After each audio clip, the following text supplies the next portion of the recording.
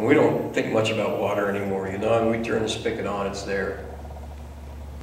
We ask for a cup, we take little plastic things, we take that. Have you ever carried enough water to last you all day? Man, water's heavy. It is. She says, I don't like to come all the way out here. I don't like to draw water. Go ahead, give me this water so I'm never thirsty again. Completely missed what he was trying to say on purpose. Still wanted to fight. Verse 21. I'm sorry. In verse 16, he told her, go, call your husband and come back. I have no husband, she replied. Jesus said to her, you're right when you say you have no husband. The fact is you have had 5 husbands, and the man you now have is not your husband. What you have just said is quite true. Now we're kind of getting at some of the root of her bitterness. Why was she not accepted at the well in town? She'd been through 5 husbands. Don't know exactly how that goes, okay? Don't know how exactly that happened. But the man that she's living with now is not her husband. Now, in our culture, maybe we could deal with that, but in their culture, no. This woman could not even draw water in town. Had to go all the way out to this deep well. Carry the bucket back every day. You can see where some of the bitterness came from? You know, have you met people that you just scratch the surface a little bit and the bitterness just kind of comes out? And you back off and you say, whoa, whoa. Didn't mean to tap into that. Well, Jesus has tapped into it. He said, let's go ahead and talk about your life. Let's talk about what makes you bitter. Let's talk about what makes you want to fight.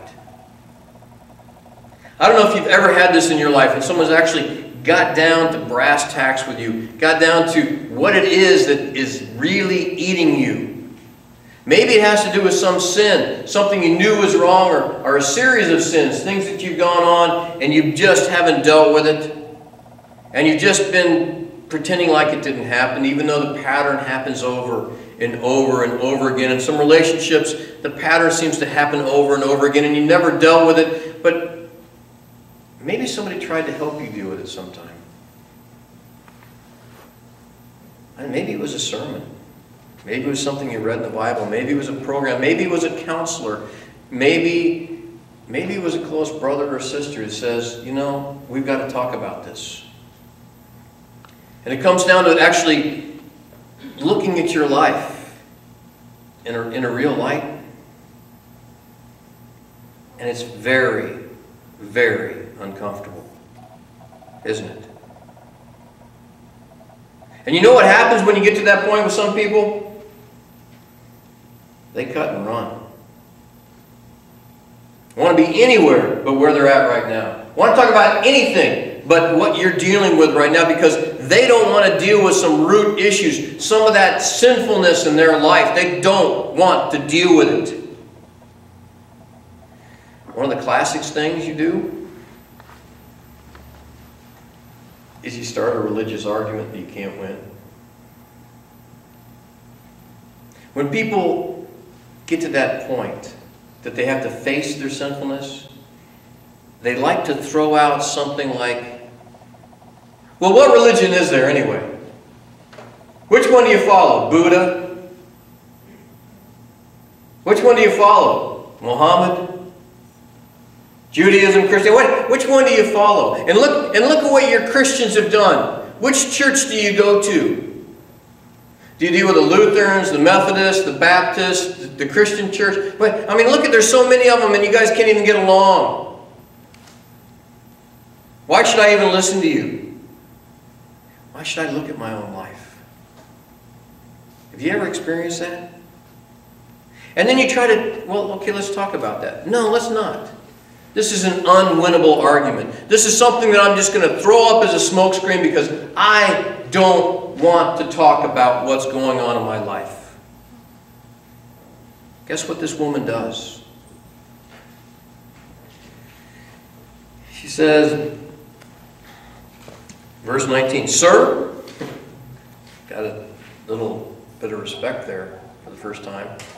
"Sir," the woman said, "I can see that you are a prophet. You speak the words of God." That's what the word prophet means, the mouth. "Our fathers worshipped on this mountain." This is a mountain you can actually see from Sychar. Okay?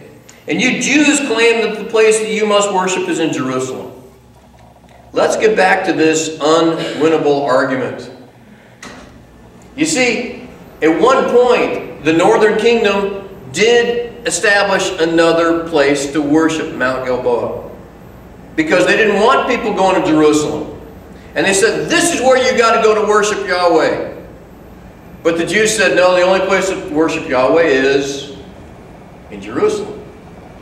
This thing is going on now. These people aren't even Jewish in heritage, but they're still worshiping in Gilboa, and there's still this fight going on. Where do you worship? Where do you worship? Where do you worship? The right way to worship, the correct way to worship, the way to get God's attention. And you know what?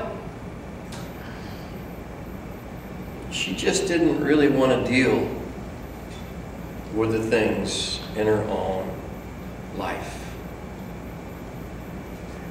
What you have here is a smokescreen. But you know, you're going to find out you're going to have to kind of answer these things. You're going to have to deal with them because people will keep throwing them up. And Jesus answered. And here we have some of the most interesting texts in our New Testament. Jesus declared in verse 21, "Believe me, woman, a time is coming." Verse 19. We did that already. Verse 21. "Believe me, woman, a time is coming when you will worship the Father neither on this mountain nor in Jerusalem. You Samaritans worship what you do not know. We worship what we do know, for salvation is from the Jews. A time is coming and has now come when true worshipers will worship the Father in spirit and truth, for they are the kind of worshipers the Father seeks. God is spirit, and his worshipers must worship in spirit and in truth." He says, okay, forget Jerusalem, forget Mount Gilboa. There's going to come a time, neither one of them are going to matter. Guess what? When John wrote the Gospel of John, there was no option for worshiping in Jerusalem, was there? It didn't exist anymore. The temple was gone. The Romans had destroyed it. He said, a time is coming when you're not going to worship here, you're not going to worship there. Time is coming when you're not going to worship somebody you don't know. He said, we Jews worship what we do know. Salvation, being made whole, is from the Jews. We sometimes want to read it's for the Jews. No, it's from the Jews. He says God seeks worshipers.